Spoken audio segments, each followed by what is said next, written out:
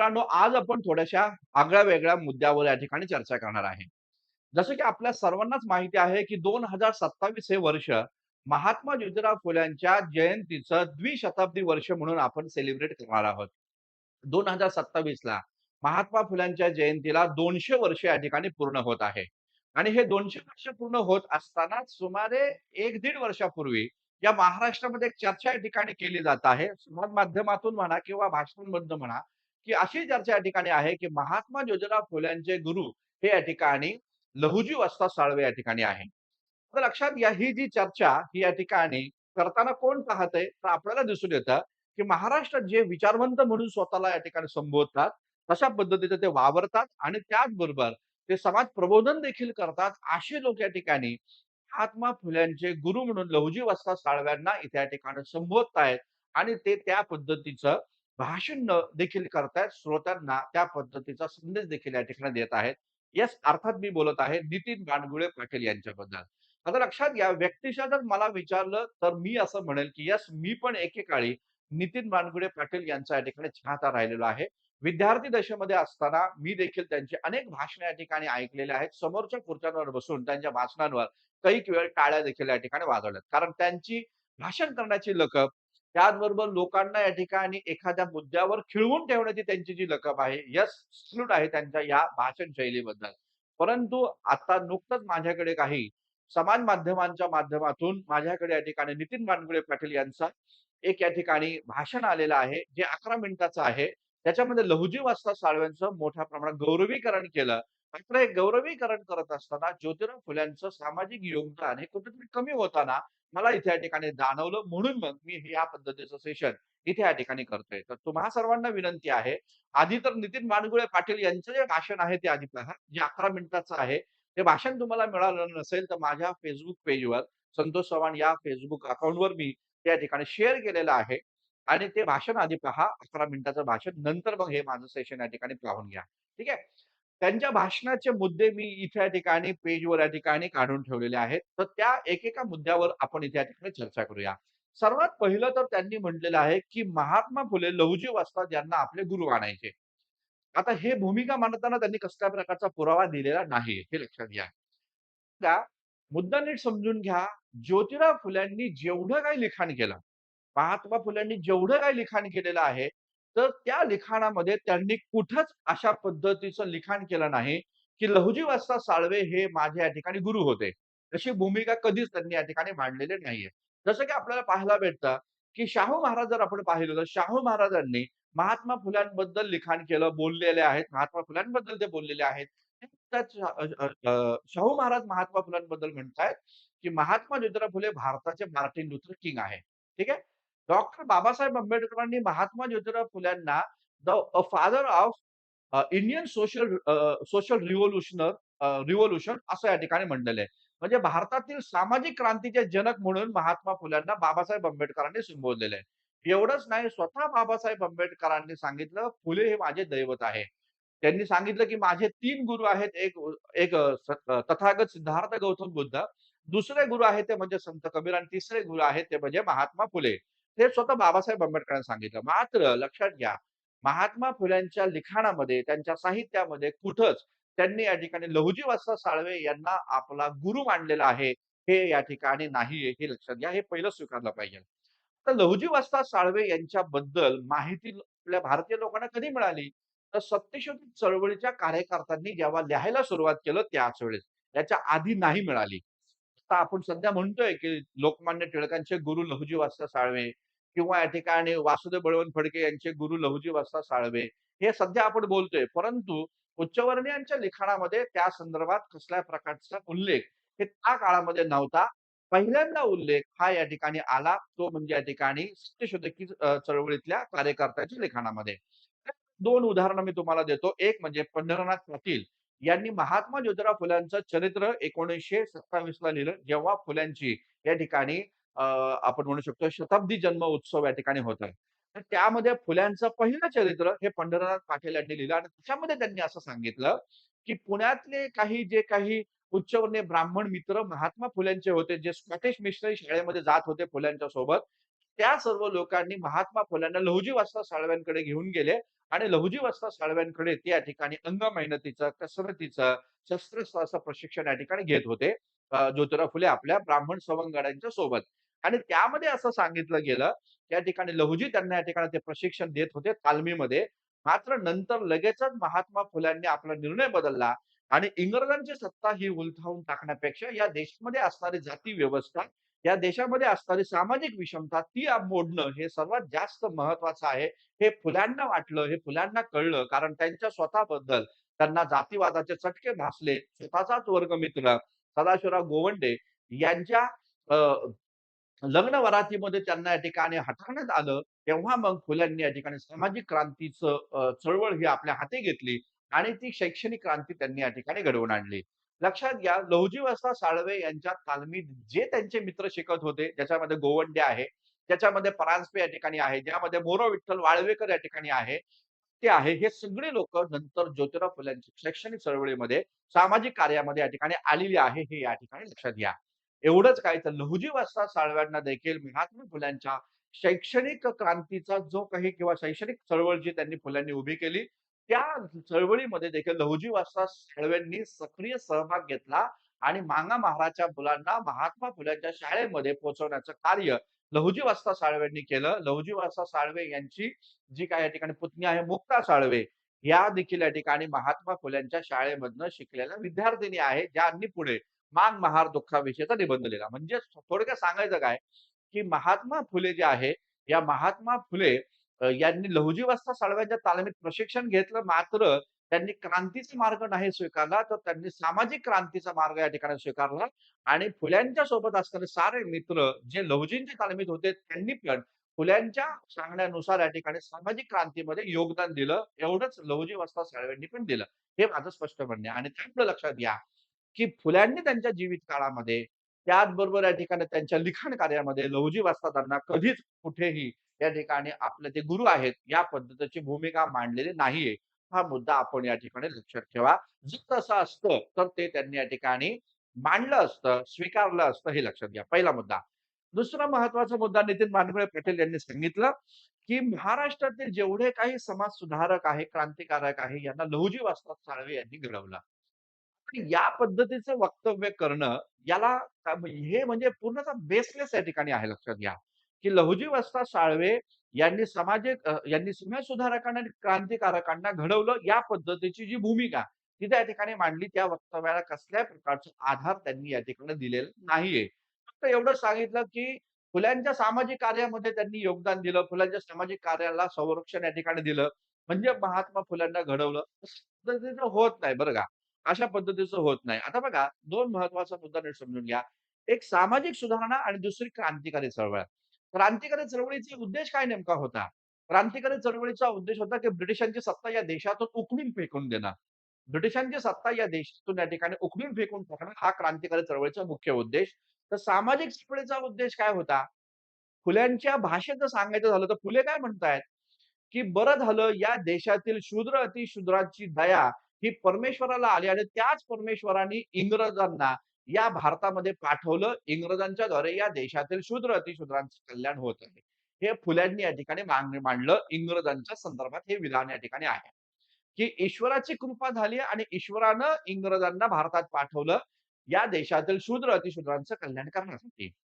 म्हणजे लक्षात ठेवा, सामाजिक सुधारणा यांचा मुख्य उद्देश होता, की या देशामध्ये अंधश्रद्धा आहे, या देशामध्ये जाती व्यवस्था आहे, या देशामध्ये कर्मकांड आहे. सर्व कर्मकांडातून भारतीय समाजाला दूर करणं, त्याच्यासाठी इंग्रजांच्या कायद्यांची, इंग्रजांच्या राज्याची मदत हवी आहे. ही भूमिका सामाजिक सुधारकांनी मांडलेली आहे.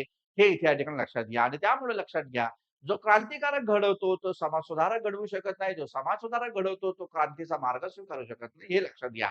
आणि त्यामुळं जे अ, अशा पद्धतीनं जे लिखाण केलं जातं, ते या ठिकाणी चुकीचं आहे, हे लक्षात घ्या. दुसरा महत्वाचा मुद्दा. सत्यशोधक चळवळीचे विचारवंत आहेत. त्यांचं नाव आहे अय्यावरू व्यंकय्या रामय्या अय्यावरू, जे ज्योतिराव फुल्यांच्या चळवळीमध्ये या ठिकाणी राहिलेले आहेत.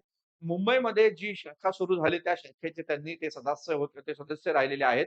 1874 ला महात्मा फुल्यांनी मुंबईमध्ये या ठिकाणी सत्यशोधक चळवळीची स्थापना केली आणि त्यानंतर हे व्यंकय्या रामय्या अय्यावरू ते या ठिकाणी त्यामध्ये काम करत होते आणि विशेष महत्त्वाचं म्हणजे 1911 ला पुण्यामध्ये जेव्हा सत्यशोधक परिषद झाली, त्या परिषदेचे देखील अध्यक्ष हे व्यंकय्या रामय्या अय्यावरू होते, हे लक्षात घ्या. त्यांच्या पण लिखाणामध्ये त्यांनी महात्मा फुल्यांबद्दल लिखाण केलं. त्या लिखाणामध्ये पण असं आलं, की लहुजी वस्ताद साळवेंकडे या ठिकाणी महात्मा फुले प्रशिक्षण घेत होते. कसरतीचं, अंगमेहनतीचं काम या ठिकाणी करत होते. त्यामुळे हे लक्षात घ्या, पंढरीनाथ पाटील आणि त्याचबरोबर या पद्धतीचा रामय्या व्यंकय्या अय्यावरू या दोघांच्या लिखाणामध्ये लहुजींचा उल्लेख आहे. 100% आहे. सामाजिक योगदान फुल्यांच्या चळवळीमध्ये लहुजींनी दिलं हे पूर्णतः आहे. परंतु फुले हे या ठिकाणी लक्षात घ्या, की फुल्यांचे राजकीय गुरु किंवा फुल्यांचे गुरु लहुजी वस्ताद साळवे आहेत. या पद्धतीची भूमिका ना पंढरीनाथ पाटीलांनी मांडली, ना रामय्या व्यंकय्या अय्यावरूंनी मांडली, ना ज्योतिराव फुलेंनी मांडली. हा पहिला मुद्दा या ठिकाणी लक्षात घ्या.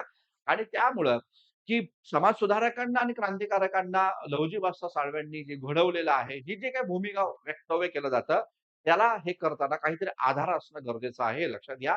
बिन आधाराचा इतिहास सांगितला जातो, मात्र तो अडाणी लोकांपुढे टिकतो. तो या ठिकाणी अ, जेव्हा तुम्ही संशोधन करता, तेव्हा तो टिकत नाही. तो बुडाचा या ठिकाणी राहतो, हे लक्षात घ्या. ठीक आहे. त्यानंतर बघा पुढे असं सांगितलं गेलं त्यांनी त्यांच्या वक्तव्यामध्ये, की सावित्रीबाई फुले जेव्हा या ठिकाणी मुलींना शिक्षण देण्यासाठी या ठिकाणी जात होते, तेव्हा पुण्यातले काही उच्चवर्णीय ब्राह्मण त्यांच्या अंगावर शेण टाकायचे, दगडं टाकायचे. एका एका व्यक्तीनं एका धटिंग त्यांनी असा शब्द वापरला धटिंग.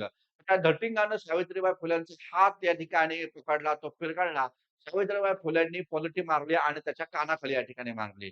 तर ही जी आक्रमकता सावित्रीबाई फुल्यांमध्ये आली, ती कोणामुळे आली? तर लहुजी वस्ताद साळव्यांमुळे आली. अशी जी भूमिका त्यांनी तिथं मांडली. कदाचित श्रोते वर्गाला खुश करण्यासाठी मांडली असेल. परंतु मला असं वाटतं, ह्या पद्धतीची भूमिका मांडणं, हे या ठिकाणी ते पण फुल्यांच्या जन्मशताब्दी महोत्सवच्या वर्षामध्ये अशी भूमिका मांडणे चुकीचं आहे. तर लक्षात घ्या, यामागचा इतिहास काय लहानपणापासून आपण शिकत आलेलो आहे. महात्मा फुल्यांनी 1848 ला मुलींची पहिली शाळा या ठिकाणी सुरू केली, भिडेवाड्यामध्ये सुरू केली आणि मग ती शाळा सुरू केल्यानंतर त्यांच्यावर आरोप झाले, की मुलींना शिकवणारा पुरुष कसा काय? कारण त्या काळामध्ये स्त्रिया आणि पुरुष यांच्यामध्ये या एकत्र येऊ देत नव्हते. लहान वयामध्ये मुलींची या ठिकाणी लग्न केली जात होती. अशा प्रकारच्या सगळ्या गोष्टी होत्या आणि मग या प्रकरणामध्ये मुलींना एका पुरुष शिक्षक कसं काय शिकवल? असं जेव्हा फुल्यांच्या चारित्र्यावर त्या काळामध्ये हल्ले करण्यात आले, तेव्हा फुल्यांनी स्वतःच्या पत्नीला शिकवला.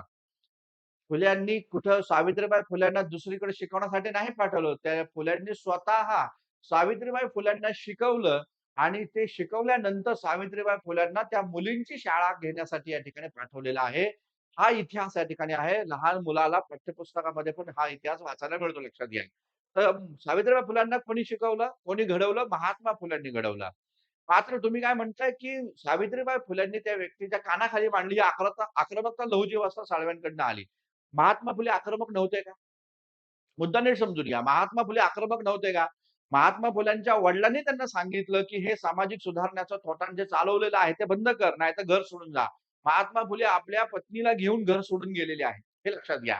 त्यामुळं हा इतिहास तुम्हाला अ, माहिती असला पाहिजे. तुम्ही या पद्धतीचं वक्तव्य करताना येस, महात्मा फुल्यांना जेव्हा मारेकरी टिकले, जेव्हा खालच्या समाजाचे आणि कनिष्ठ जातीचे मारेकरी महात्मा फुल्यांच्या अंगावर धावले, त्यावेळेस महात्मा फुल्यांनी त्यांचं मत परिवर्तन या ठिकाणी केलं आणि त्यांना समजावून सांगितलं, की मी अरे तुमच्याच मुलांना शिकवतोय. त्यातून तुमच्या पिढीचा उद्धार होईल. तेव्हा ते मारेकरी या ठिकाणी परत गेलेले आहेत, हे लक्षात घ्या. जे उच्चवर्णीय लोक या ठिकाणी सावित्रीबाई फुले, महात्मा फुल्यांच्या विरोधात होते, त्यांना संरक्षण द्यायचं कार्य लहुजी वस्ताद साळवेंनी जरूर केलं. ते नाकारायचा विषयच नाहीये. परंतु हा मुद्दा लक्षात घ्या. सावित्रीबाई फुल्यांमध्ये जी आक्रमकता आली, ती लहुजी वस्ताद साळव्यांमधून आली, की महात्मा फुल्यांमधून आली, तर हा मुद्दा या ठिकाणी लक्षात घ्या. तो क्लिअर करून टाका. कारण ज्या व्यक्तीचा पती हाच इतका आक्रमक आहे, फुल्यांचं लिखाण तुम्ही पाहणार आहे. फुल्यांचं लिखाण तुम्ही वाचा. गुलामगिरी वाचा, तृतीय रत्न नाटक या ठिकाणी वाचा, शेतकऱ्यांचा असूड तुम्ही या ठिकाणी वाचा, छत्रपती शिवाजी महाराजांचा पोवाडा त्यांनी जो लिहिला तो या ठिकाणी वाचा, ब्राह्मणांचं कसब या ठिकाणी वाचा. त्या काळामध्ये ब्राह्मणशाहीच्या विरोधामध्ये बंड ठोकणारा एकमेव महात्मा होता तो म्हणजे महात्मा फुले. हे लक्षात घ्या. आणि त्यामुळं महात्मा फुल्यांचं उंची तुम्ही या ठिकाणी कमी करण्याचा प्रयत्न जर तुमच्या भाषणांमधनं करत असेल, तर सॉरी आम्ही तुमच्याशी ॲग्री नाहीये हे लक्षात घ्या. ठीक आहे? दुसरा महत्वाचा मुद्दा असा आहे, ठीक आहे फुल्यांच्या सुरक्षेची काळजी वगैरे घेतली तर चला ते ठीक आहे आम्ही एक्सेप्ट करतो काही तो विषय नाहीये. तर दुसरं बघा मुक्ता साळवे यांच्याबद्दल त्यांचं या ठिकाणी लिखाण आहे. मुक्ता साळवे आपल्या सर्वांना माहिती आहे महात्मा ज्योतिराव फुले यांच्या शाळेतील या ठिकाणी विद्यार्थिनी. आता त्यांनी त्याचा उल्लेख केला, की मुक्ता साळवे या पहिल्या विद्यार्थिनी या ठिकाणी होत्या महात्मा फुल्यांच्या शाळेमधल्या.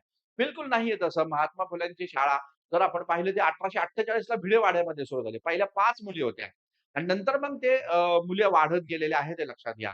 आणि मग मुक्ता साळवे जेव्हा आपण पाहतो तेव्हा तिचा अंक जो आहे, मांग महारा दुःखाविषयीचा निबंध जो आला ज्ञानोदय या वर्तमानपत्रामध्ये 15 फेब्रुवारी सन 1855 ला. तो 1855 की 1853 च्या दरम्यान तो आलेला आहे. 15 फेब्रुवारी तारीख मला चांगली माहिती आहे.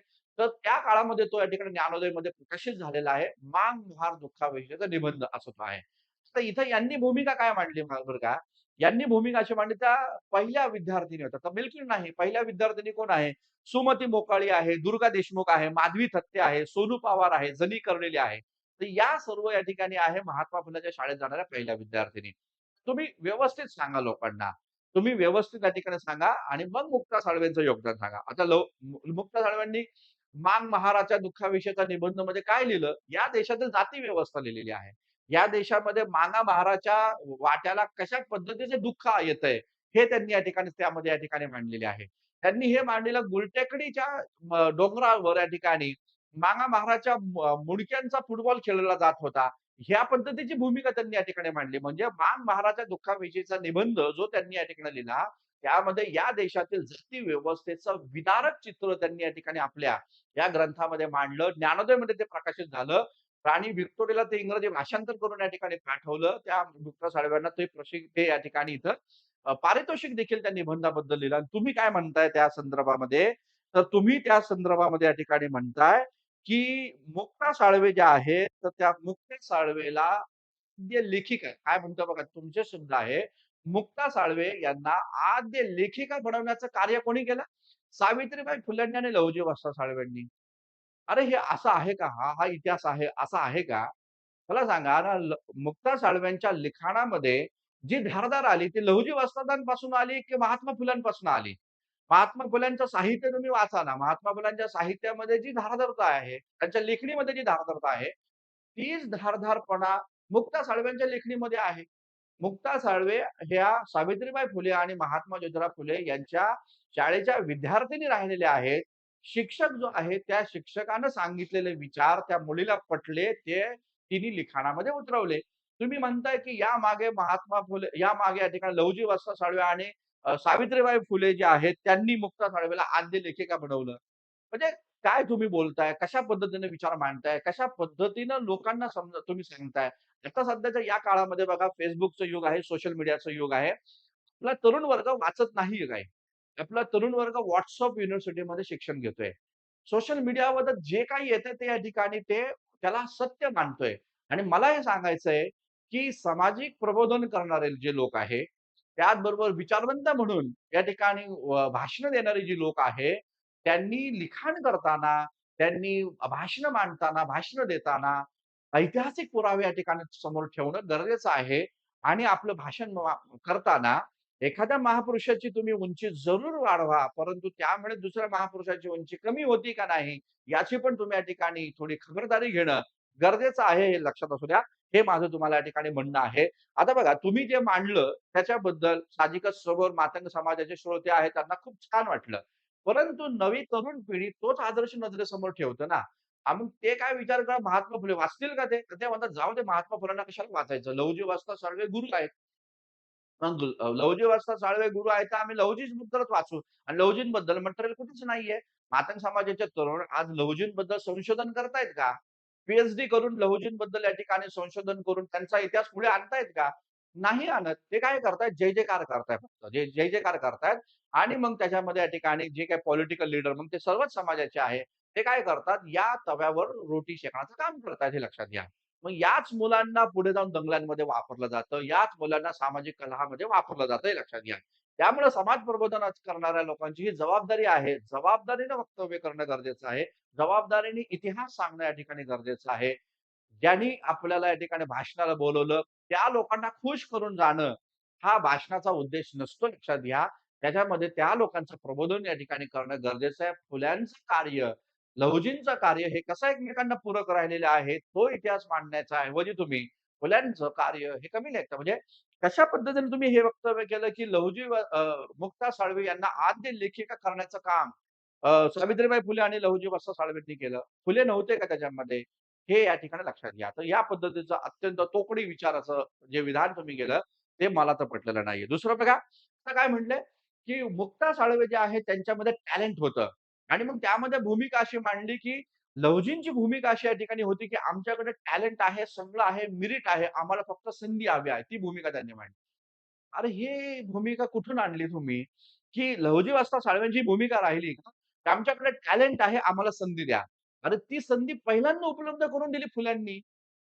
मी काय सांगतो तुम्हाला, ज्योतिराव फुल्यांनी या देशातील मागासलेल्या लोकांमध्ये टॅलेंट आहे, ही संधी उपलब्ध करून त्यांना द्या, या प्रकारची भूमिका फुल्यांनी मांडलेली आहे. म्हणून तर फुल्यांनी मुलींसाठी शाळा सुरू केल्या. ज्या मुलींना या ठिकाणी शिक्षणाचा अधिकार नव्हता, त्या मुलींसाठी या ठिकाणी शाळा महात्मा फुल्यांनी या ठिकाणी सुरू केल्या. अस्पृश्यांना शिक्षणाचा अधिकार नव्हता, त्यांच्यासाठी शिक्षणाची संधी महात्मा ज्योतिराव फुल्यांनी या ठिकाणी उभी केली. लक्षात घ्या त्यावेळेसच्या शाळा सरकारी अनुदानामध्ये चालत नव्हत्या. फुल्यांनी स्वतःच्या खिशातले पैसे खर्च केलेत. मुलींची शाळा सुरू करण्यासाठी, अस्पृश्यांची शाळा सुरू करण्यासाठी. हे लक्षात घ्या. जेव्हा वुड्सची समिती आली त्यानंतर 1855 नंतर अनुदानाची व्यवस्था या ठिकाणी आलेली आहे हे लक्षात घ्या. फुल्यांनी सुरुवातीच्या ज्या शाळा, अस्पृश्यांची शाळा आणि मुलींची शाळा फुल्यांनी स्वतःच्या पैशातून या ठिकाणी सुरू केलेली आहे आणि त्यामुळे मला सांगायचं तुम्हाला की ही जी संधी आहे या स्त्रियांमध्ये, या शूद्र अतिशूद्रांमध्ये देखील टॅलेंट आहे, मेरिट आहे, त्यांना संधी द्या. ही भूमिका पहिल्यांदा घेतली महात्मा फुलेंनी, लहुजींनी नाही घेतली. लहुजींची तशा प्रकारची भावना असेल, नाही असं नाही. परंतु ती भावना फुल्यांची होती लक्षात घ्या आणि फुल्यांनी त्यासाठी काम केलं. फुल्यांचा राजकीय सामाजिक इतिहास पण आहे ना, हंटर कमिशनमध्ये गेले. हंटर कमिशनमध्ये 1882 ला जेव्हा हंटर कमिशन आलं, तेव्हा या देशातील या ठिकाणी झिरपता सिद्धांत जो आहे शिक्षणाचा झिरपता सिद्धांत, तो कसा फेल्युअर झालेला आहे हे फुल्यांनी या ठिकाणी सांगितलं. हंटर कमिशनच्या समोर फुले या ठिकाणी जातात. आपलं शेतकऱ्याचा पेहराव या ठिकाणी करत आणि फुले या ठिकाणी ते सांगतायत, की या ठिकाणी ड्यूक ऑफ कॅनॉट या ठिकाणी जेव्हा आला होता राणीचा राजपूत, पुण्यामध्ये जी सभा झाली, पुण्यातले सगळे उच्चवर्णीय या ठिकाणी सुटमध्ये होते, गेले होते. फुले तिथे या ठिकाणी फाटक्या शेतकऱ्याचा अंगरखा घेऊन घालून आलेत आणि ते तिथे या ठिकाणी सांगतायत काय, की इथं जे काही सुटाफुटामध्ये जे लोक जमलेले आहेत, तो भारत नाहीये. भारत हा ग्रामीण भागामध्ये राहतोय. तो कसा राहतोय त्या वेशामध्ये मी आलेलो आहे. फाटका अंगरखा, फाटक्या वहाण्या, डोक्याला मुंडेसं घालून मी इथे या ठिकाणी आलेलो आहे. जर तुम्हाला या देशाचं कल्याण करायचं असेल, तर शेतकऱ्याच्या पोरांना शिक्षण द्या. मागा महाराजच्या पोरांना शिक्षण द्या. ही भूमिका 1877 ला घेतली ना ज्योतिराव फुलेंनी. जेव्हा ड्यूक ऑफ कॅनॉट या ठिकाणी आले होते. तेव्हा लहुजी वस्त्र साळवे जिवंत होते ना. 1881 ला त्यांचं निधन झालेलं आहे. 1877 ला ही भूमिका ज्योतिराव फुलेंची आहे. कुठे? तर या ठिकाणी ड्यूक ऑफ कॅनॉटच्या समोर या ठिकाणी आहे. पुण्यामध्ये हा समारंभ या ठिकाणी भरलेला होता. हे लक्षात घ्या. आणि मग पुढे 1882 साली या ठिकाणी हंटर कमिशन जेव्हा येतं, तेव्हा फुले भूमिका मांडतात, की या ठिकाणी प्राथमिक शिक्षण मोफत आणि सक्तीचं द्या. फुलेंचं एक कॉन्ट्रिब्युशन तुम्ही कसं काय विसरू शकता हे मला समजायला मार्ग नाहीये. हे कॉन्ट्रिब्युशन फुल्यांचं समोर मांडलं पाहिजे लक्षात घ्या. मग समोर कोणत्याही जाती धर्माची व्यक्ती असली तरी चालेल. पण फुल्यांचं हे सामाजिक कॉन्ट्रिब्युशन, हे फुल्यांचं योगदान तुम्ही सांगा ना मातंग समाजाला. आमच्या मातंग बांधवांना ह्या गोष्टी सांगा ना. फुल्यांचं सामाजिक योगदान काय बाबा?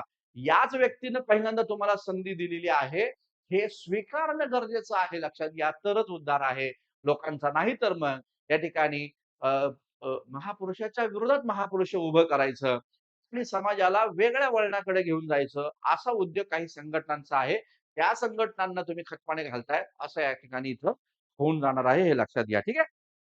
तर ह्या प्रकारचे मुद्दे या ठिकाणी लक्षात घ्या. अजून काही महत्त्वाचं भूमिका त्यांनी मांडली, जे पूर्णतः बेसलेस या ठिकाणी आहे, लक्षात घ्या. आता काय भूमिका मांडली? तर लक्षात घ्या, साताऱ्याचं संस्थान खालसा करण्यात आलं. आता वास्तविकता मी इतिहासाचा अ, म्हणजे नेटसेट झालंय आपलं. इतिहास हा विषय बऱ्याच वर्षापासून या ठिकाणी विद्यार्थ्यांना शिकवतोय. कॉम्पिटिटिव्ह एक्झामिनेशनसाठी तो शिकवतोय. लक्षात घ्या. त्याच्यामध्ये तुम्ही काय सांगताय, की 1857 चा विद्रोह झाला. 1840 च्या दरम्यान या ठिकाणी साताऱ्याचं संस्थान जे आहे, ते प्रतापसिंह आपले साताऱ्याचे जे राजे होते प्रतापसिंह महाराज आहे, त्यांच्या संदर्भामध्ये भूमिका घेतली गेली. त्यांचं राज्य खालसा केलं 1848 ला डलहौसीनं आणि मग रंगोबापू गुप्ते हे लंडनला गेलेले आहेत आणि पण तुम्ही काय सांगितलं 1857च्या उठावामध्ये या ठिकाणी असं ठरलं, नानासाहेब पेशवे तात्या टोपे हे या ठिकाणी उत्तरेकडची मोहीम लढतील आणि लहुजी वस्ताद साळवे आणि रंगबापू गुप्ते हे दक्षिणेकडे या ठिकाणी उठाव करतील. या प्रकारची भूमिका तुम्ही या ठिकाणी मांडता. मला सांगा 1857च्या उठावामध्ये लहुजी वस्ताद साळव्यांचं कॉन्ट्रिब्युशन तुम्ही या पद्धतीचं मांडताय. खरंच ते होतं का त्या पद्धतीचं? मला तुम्ही सांगा ना, त्या पद्धतीचं तुम्ही होतं का? पुढे तुम्ही काय सांगता बघा, आता हे मान्य आहे मला पण, की साताऱ्यामध्ये जो विद्रोह झाला त्याच्यामध्ये मांग समाजाचे होते, बेरड समाजाचे होते, रामोशी समाजाचे लोक पण या ठिकाणी होते. हे मला मान्य आहे. हे मला मान्य आहे. बाबिया मांग आहे, यशा मांग आहे, हे तिथं या ठिकाणी होते.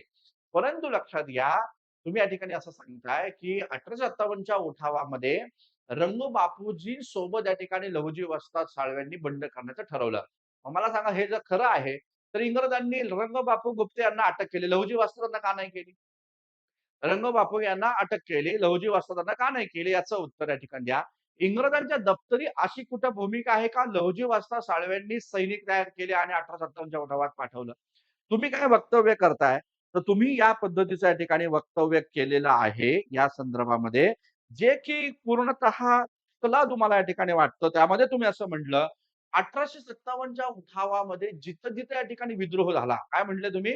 1857च्या उठावामध्ये जिथं-जिथं विद्रोह या ठिकाणी झाला, त्या विद्रोहामध्ये सैनिकी पुरवण्याचं काम आणि शस्त्र पुरवण्याचं काम लहुजी वस्तादांनी केलं. हे वक्तव्याने माझ्या मेंदूला जर मुंग्या आल्या लक्षात घ्या. की जिथं-जिथं विद्रोह झाला, तिथं-तिथं सैनिक पुरवण्याचं काम आणि शस्त्र पुरवण्याचं काम लहुजी वस्ताद साळवे यांनी या ठिकाणी केलं. आता लहुजी वस्ताद साळवे यांच्याकडे तेवढी शस्त्र होती का? 1857च्या उठावातल्या सर्व क्रांतिकारकांना पुरवणं आणि तेवढी सैनिक जरी लहुजी वस्ताद साळव्यांकडे होती का? की उठाव करण्यासाठी प्रत्येक ठिकाणी त्यांनी या ठिकाणी सैनिक या ठिकाणी पाठवलं. तर यशावांग बाबिया मांग हे साताऱ्याच्या या गंगू यांच्या मध्ये सहभागी झाले. ते त्यांना लहुजी वस्ताद साळवेनीच तयार केलं याचा काही पुरावा आहे का तुमच्याकडे? काहीच नाही पुरावा.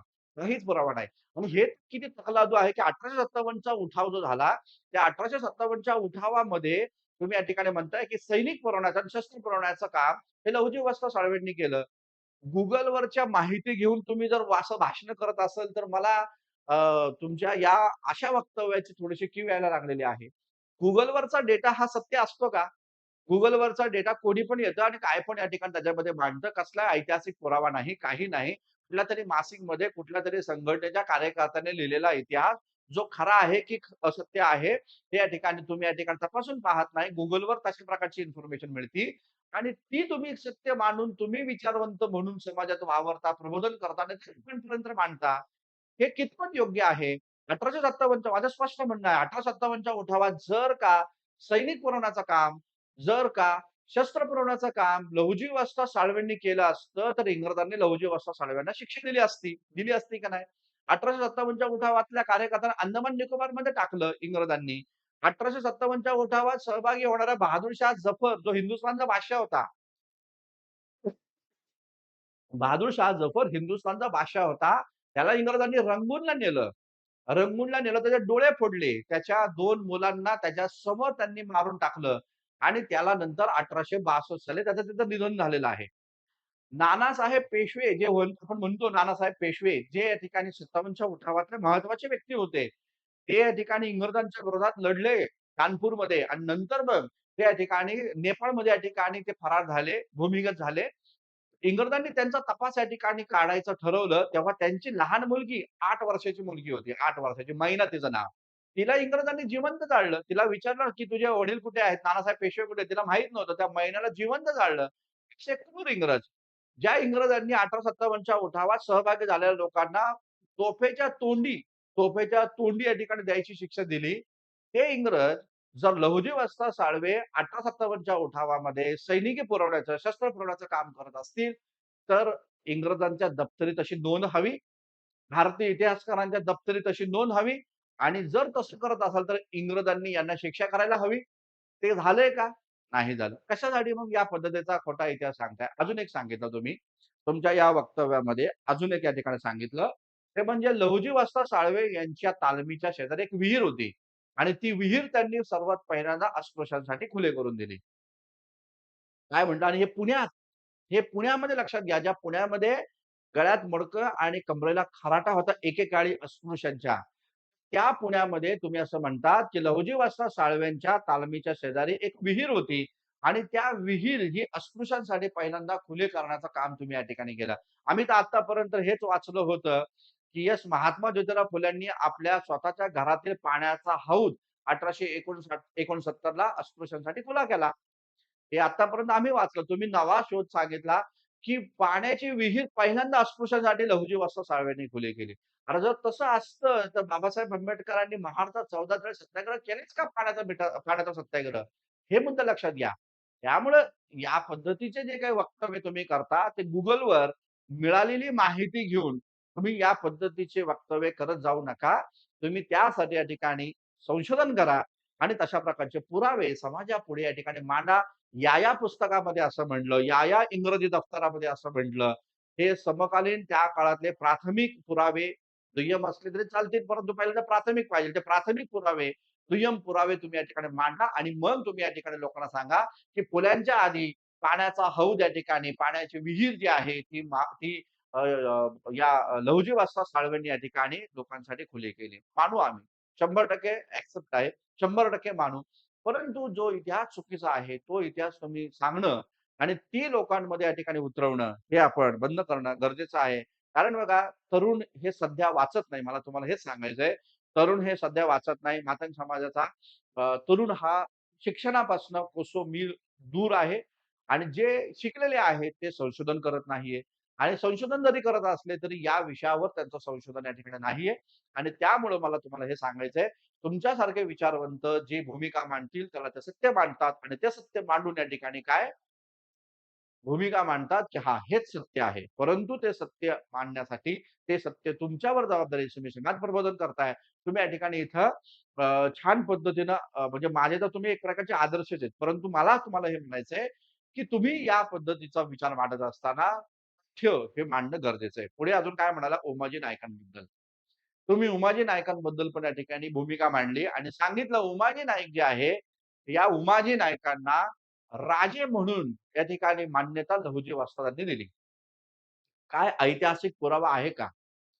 उमाजी नायकांना राजे म्हणून तुम्ही या ठिकाणी असं म्हटलं, की लहुजी वस्ताद साळवे यांनी उमाजी नायकांना राजे म्हणून उपाधी दिली. राजे म्हणून त्यांना घोषित केलं. कोणी? लहुजी वस्ताद साळवेंनी. आता उमाजी नायकांचा आदर्श छत्रपती शिवाजी महाराज. छत्रपती शिवाजी महाराजांना अभिप्रेत असणारं राज्य या देशामध्ये निर्माण करण्यासाठी ब्रिटिश सत्तेच्या विरोधात लढत असताना त्यांनी या देशातील जे उच्चवर्णीय लोक आहे, जे खास करून मारवाडी आहे, जे धनिया सेठ आहे, त्यांच्या घरावर छापा मारला आणि त्यांच्याकडच्या पैसे घेतले, गोरगरिबांमध्ये वाटले. त्याच्या पैशातून काही शस्त्र या ठिकाणी जमा केले ब्रिटिश सत्तेच्या विरोधात आणि सोबतच सावकार महाजन यांच्याही विरोधामध्ये उमाजी नायकांचा बंड या ठिकाणी आपल्याला पाहायला भेटतं. उमाजी नायकांना फाशी 1832 साली या ठिकाणी झाली. हे या ठिकाणी लक्षात घ्या आणि तुम्ही असं म्हणताय, की उमाजी नायकांना राजे म्हणून या ठिकाणी लहुजी वस्ताद साळवेंनी या ठिकाणी मान्यता दिली. तर हे जे काही विधान तुमच्या या ठिकाणी आहे, हे कुठल्या पुस्तकामध्ये आहे, हे पहिलं जाहीर करावं. या पद्धतीची भूमिका कोणत्या ब्रिटिश दफ्तरामध्ये आहे किंवा भारतीय दफ्तरामध्ये आहे किंवा कोणी त्या काळामध्ये या पद्धतीचा इतिहास लिहिलेला आहे, हे या ठिकाणी सांगा. उमाजी नाईकांनी स्वातंत्र्याचा जाहीरनामा काढला. लक्षात घ्या. उमाजी नाईकांनी स्वातंत्र्याचा जाहीरनामा काढला आणि सरळ सांगितलं, युरोपियन व्यक्ती जिथे दिसेल तिथं त्याला ठार करा. युरोपियन व्यक्ती जिथं दिसेल तिथे त्याला या ठिकाणी ठार करा आणि ज्या लोकांची वतनं इंग्रजांनी काढून घेतलेली आहेत, त्यांनी उमाजी नाईकांच्या या स्वराज्यामध्ये किंवा उमाजी नाईकांच्या या ठिकाणी राज्याला पाठिंबा या ठिकाणी द्या. तुमची वतनं मी तुम्हाला या ठिकाणी परत करून देतो. या प्रकारची भूमिका सांगितली. गावाच्या लोकांनी इंग्रजांना टॅक्स देऊ नका ही भूमिका उमाजी नायकांनी या ठिकाणी सांगितली आणि तुम्ही म्हणताय, की उमाजी नायकांना राजे म्हणून मान्यता, राजे म्हणून घोषणा लहुजी वस्ताद साळव्यांनी या ठिकाणी दिलेली आहे. या प्रकारची भूमिका तुम्ही मांडत असताना आम्ही एक्सेप्ट करू 100% एक्सेप्ट करू जर ते खरं असेल तर. ठीक आहे. एक्सेप्ट करू, की उमाजी नायकांना राजे म्हणून तुम्ही या ठिकाणी लहुजी वस्तादांना ती मान्यता दिली. हे आम्ही एक्सेप्ट करू. परंतु तो पुरावा सत्य असेल तरच एक्सेप्ट करू लक्षात घ्या. जसं की आम्ही मानतो बघा, महात्मा ज्योतिराव फुल्यांना महात्मा ही पदवी मिळाली. महात्मा ज्योतिराव फुल्यांना महात्मा ही पदवी मिळाली. कुठे मिळाली? ती मुंबईमधल्या लोकांनी 1888 ला दिली. एक्सेप्ट आहे. विषय नाही. परंतु लक्षात घ्या उमाजी नाईकांना राजे म्हणून हा जो किताब दिला, उमाजी नाईकांना राजे म्हणून घोषित केलं, लहुजी वस्तादांनी केलं, यावर तथ्य नाही, पुरावा नाहीये. ठीक आहे. दुसरा मुद्दा. तुम्ही उमाजी नाईकांच्या संदर्भात हे पण म्हणलं, सत्तू नाईक वास्तविक तर सत्तू नाईक नाही, सत्तू बेरड आहे लक्षात घ्या. सत्तू नाईक किंवा सत्तू बेरड यांच्याबद्दल तुम्ही सांगितलं, सत्तू नाईक हा दरोडेखोर होता. तुम्ही काय सांगितलं? सत्तू नाईक हा दरोडेखोर होता. तर त्याचं मतपरिवर्तन लहुजी वस्तादांनी केलं आणि सांगितलं, की उमाजी नाईक हे देशसेवेसाठी काम करतात, इंग्रजांच्या विरोधात लढतायत. तुम्ही तुमचं दरोडा करण्याचा कार्यक्रम हे या ठिकाणी थांबवा आणि तुम्ही या ठिकाणी आपल्या उमाजी नाईकांना या ठिकाणी सहाय्य करा. हे लहुजी वस्तादांनी सांगितलं. कोणाला? सत्तू नाईकाला या ठिकाणी सांगितलं आणि सत्तू नाईकाला सांगितलं म्हणून सत्तू नाईकाचं मतपरिवर्तन झालं आणि म्हणून सत्तू नाईकांनी काय केलं? उमाजी नाईकांना या ठिकाणी सहाय्य करायचं ठरवलं. ही वक्तव्य, ही भूमिका तुम्ही मांडली. याचा काय आधार आहे? याचा काय आधार? लक्षात घ्या, उमाजी नाईकांचा भाऊ होता अमृता आणि त्यांचा मित्र या ठिकाणी होता सत्तू नाईक किंवा सत्तू बेरड. हे दोघंही या ठिकाणी काय करत होते? तर लोकांच्या घरांवर दरोडे टाकत होते. आता मुद्दा नीट समजून घ्या. लोकांच्या घरावर दरोडे टाकत होते, ते गुन्हेगार होते का रे? तर मुद्दा हा आहे, की भारतीय सामाजिक व्यवस्था जी 4 वर्णांनी आणि हजारो जाती पोटजातींनी या ठिकाणी विभक्त झालेली आहे. त्या समाजामध्ये असे काही समूह घटक आहे, की ज्यांना उपजीविकेचं साधनच दिलं नाही इथल्या व्यवस्थेनं. मग जर उपजीविकेचं साधनच दिलं नाही, तर ते लोकं काय करतील? दरोडा टाकून श्रीमंतांच्या घरांवर दरोडा टाकून आपली पोटाची उपजीविका चालवतील. हीच भूमिका त्या काळामध्ये घेतली होती अमृतानं आणि सत्तू बेरडनं. ते काय गोरगरिबांच्या घरांवर दरोडे नव्हते टाकत. त्यामुळे त्यांना दरोडेखोर जे तुम्ही म्हटलं, ते गोरगरीब लोकांच्या घरांवर दरोडे नव्हते टाकत. श्रीमंतांच्या घरांवर दरोडा टाकायचा आणि तो गोरगरीब लोकांमध्ये आणून वाटप करायचा, अशी भूमिका या ठिकाणी राहिली. सत्तू बेरडचं जेव्हा निधन झालं, तेव्हा या ठिकाणी त्याची जागा उमाजी नाईकांनी घेतली आणि मग उमाजी नाईकांनी ब्रिटिश सत्तेच्या विरोधामध्ये या ठिकाणी इथं बंड ठोकलं म्हणून या ठिकाणी वासुदेव बळवंत फडक्यांच्याही आधी ब्रिटिश सत्तेच्या विरोधामध्ये या ठिकाणी बंड ठोकणारे आहेत ते म्हणजे उमाजी नाईक. म्हणून त्यांना या ठिकाणी आद्य क्रांतिगुरू म्हटलं जातं. आता तुम्ही या ठिकाणी म्हणायला लागला, की उमाजी नाईकांना राजे म्हणून लहुजी वस्ताद साळवेंनी तिथे या ठिकाणी घोषित केलं आणि तुम्ही हे पण या ठिकाणी म्हटलं, की सत्तू बेरड जो आहे, त्याला तुम्ही सत्तू नाईक म्हटला, तर तो या ठिकाणी सत्तू नाईक याची समजूत घातली, दरोडेखोरीचं काम बंद कर, उमाजी नाईकांच्या कार्याला या ठिकाणी मदत कर आणि म्हणून त्या सत्तू बेरडनं उमाजी नाईकांना मदत करायचं ठरवलं. या पद्धतीची भूमिका तुम्ही या ठिकाणी इथं मांडलेली आहे. उमाजी नाईकांच्या पाठीशी बळ पण या ठिकाणी लहुजी वस्तादांनी या ठिकाणी उभं केलं. या प्रकारची भूमिका तुम्ही या ठिकाणी मांडलेली आहे. ज्याला आधार देणं गरजेचं आहे, ज्याला ऐतिहासिक पुरावे सादर करणं गरजेचं आहे, हे लक्षात असू द्या. कदाचित मी चुकीचं पण असेल, चुकीच्या पद्धतीनं माझं या ठिकाणी इथं वक्तव्य पण असेल. पण जर का ते चुकीचं असेल, असं तुम्हाला वाटत असेल, तर त्याच्या संदर्भामध्ये कृपा करून तुम्ही ऐतिहासिक पुरावे जे आहेत, ते या ठिकाणी सादर करा. ऐतिहासिक तथ्य हे मांडणं खूप गरजेचं आहे. कारण लक्षात घ्या, इतिहास सांगत असताना तो तोडून-मोडून अशा पद्धतीने सांगणं चुकीचं आहे. त्याच्यासाठी या ठिकाणी तुम्हाला पुरावे देणं गरजेचं आहे. No document, no history. ठीक आहे? No document, no history. जर इतिहासाला पुरावे नसेल, तर इतिहास हा भाकड कथा या ठिकाणी संबोधला जातो हे लक्षात घ्या. तर तशा प्रकारच्या भाकड कथा या ठिकाणी सांगणं हे आपण खास करून समाज प्रबोधन करणाऱ्यांनी, विचारवंतांनी हे बंद करणं गरजेचं आहे. याचा परिणाम समाजातल्या तरुणांवर वाईट पद्धतीनं, चुकीच्या पद्धतीने या ठिकाणी पडतो आणि तुम्ही जे सांगतात त्यालाच ते सत्य मानतात आणि तेच सत्य मानून ते या ठिकाणी काम करत राहतात. फुल्यांचा आदर हा या ठिकाणी खूप मोठा आहे. फुल्यांचं कार्य हे खूप मोठं आहे. हिमालय एवढं त्यांचं कार्य या ठिकाणी आहे. तुम्ही ते कार्य मान्य करा, ते स्वीकारा. मातंग समाजाच्या तरुणांना तुम्ही सांगा, फुले वाचा. फुले वाचा. तर लहुजींनी तर काही लिखाण नाही केलं. पण फुले वाचा. म्हणजे फुल्यांचा सामाजिक कार्य, सामाजिक लढा हा या ठिकाणी त्या मातंग समाजाच्या तरुणांना कळेल. मुक्ता साळवेचा निबंध वाचा. मग मुक्ता साळवेंनी त्या निबंधामध्ये काय लिहिलेलं आहे ते त्यांना कळेल. ज्योतिराव फुल्यांच्या सामाजिक लढ्यामध्ये लहुजींचं योगदान काय आहे, हे फुल्यांच्या सहकाऱ्यांनी सांगितलेलं आहे. ते तुम्ही या ठिकाणी सांगा आणि हे लक्षात घ्या, मातंग समाजाच्या तरुणांना माझं पूर्णतः आव्हान या ठिकाणी आहे. खास करून मातंग समाजाच्या मुलांना, की यस आपले महापुरुष हे ग्रेट आहेत, महान आहेत. काही त्याच्यामध्ये काही अ, अ, विषय नाहीये. महान आहे. अण्णाभाऊ साठे महान आहे. मुक्ता साळवे महान आहे. लहुजी वस्ताद साळवे पण या ठिकाणी महान आहे. परंतु त्यांचं महात्म्य जपण्याचं काम आपण या ठिकाणी करणं गरजेचं आहे. त्यांच्यावर संशोधन करा आणि खरा इतिहास काय आहे तो या ठिकाणी समजून घ्या.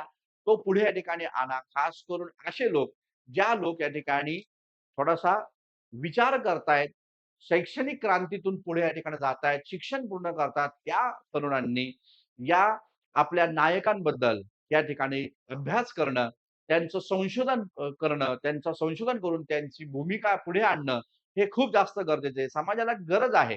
लक्षात घ्या, मान्य करू आपण, महात्मा फुलेंचे गुरु लहुजी वसंत साळवे आहे. परंतु त्याचे पुरावे तर आणा ना. तुम्ही म्हटला म्हणून जग म्हणणार आहे असं नाहीये. फुल्यांनी लिखाण केलं. जगानं फुल्यांना डोक्यावर घेतलेलं आहे. जगानं फुल्यांना डोक्यावर घेतलेलं आहे. बराक ओबामा भारतात आला. महात्मा फुल्यांचा गुलामगिरी हा ग्रंथ घेऊन गेला. हे मला तुम्हाला सांगायचं आहे आणि त्यामुळं तुम्ही पण या ठिकाणी काय करा, तुम्ही लहुजींबद्दल संशोधन करायला सुरुवात करा. लहुजींचा इतिहास समोर आणण्याचा काम करा. परंतु तो आणत असताना ऐतिहासिक पुरावे देखील तुम्हाला इथे या ठिकाणी समोर आणणं गरजेचं आहे आणि तिथं मग तुम्ही जर ते समोर आणले, तर येस, त्या सगळ्या गोष्टी तुम्ही म्हणता त्या बरोबर आहे. परंतु लक्षात घ्या, जर बिना पुराव्या तुम्ही या ठिकाणी अशा पद्धतीच्या भूमिका घेतल्या आणि त्या पद्धतीच्या भूमिका तुम्ही मांडत राहिल्या, सामाजिक कार्याला पण सपोर्ट, क्रांतीच्या कार्याला पण सपोर्ट. आता तुम्ही काय म्हटला बानगुडे पटेलांनी भूमिका मांडली. 1857च्या उठावामध्ये लहुजींनी सैन्य पुरवलं आणि दुसऱ्या बाजूला महात्मा फुलांच्या शाळेमध्ये मुलं पुरवली आणि तेच महात्मा फुले 1857च्या उठावाला काय म्हणतात, हे भटपांड्यांचे बंड आहे. सबाल्टर्न हिस्ट्री पहा ना तुम्ही. तुम्ही काय म्हणता, महात्मा फुले काय म्हणतात, 1857च्या उठावाला महात्मा फुलांनी काय पाठिंबा दिला होता का? महात्मा फुलेच नाही तर भारतातल्या शिकल्या सवरलेल्या उच्चवर्णीय ब्राह्मणांनी देखील 1857च्या उठावाला पाठिंबा नव्हता दिला. दादोबा पांडुरंग तर्खडकरांनी तर संगमनेरमधला विद्रोह मोडून काढला होता. हे लक्षात घ्या.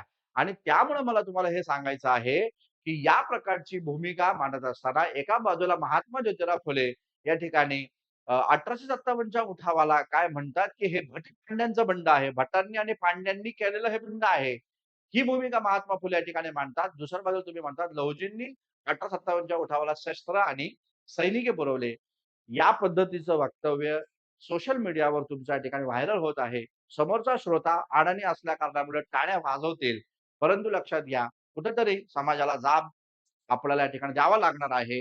अशा प्रकारचं वक्तव्य करून तुम्ही या ठिकाणी टाळ्या जरूर मिळवताल. मात्र ऐतिहासिक पुरावे सादर करणं हे खरंच या ठिकाणी खूप गरजेचं आहे. पानगुळे पाटील साहेबांचा मी व्यक्तिशः या ठिकाणी आदर करणारा या ठिकाणी आहे. त्यांच्या भाषणाने खूप लोकं तयार झालेले आहेत. परंतु मला असं वाटलं, त्या ठिकाणी त्यांचं वक्तव्य जे आहे, त्या वक्तव्याला त्यांनी पुरावे या ठिकाणी देणं गरजेचं आहे. भानगुडे पाटील साहेब चळवळीतले आलेले आहेत, चळवळीतले ते आहेत आणि त्यामुळं माझं जे काही बोलणं त्यांना त्या संदर्भामध्ये आहे, की बस पुरावे सादर करा, पुरावे द्या, लेख लिहा कुठेतरी, मासिकामध्ये लिहा, वर्तमानपत्रामध्ये लिहा, त्याचे पुरावे तुम्ही सादर करा.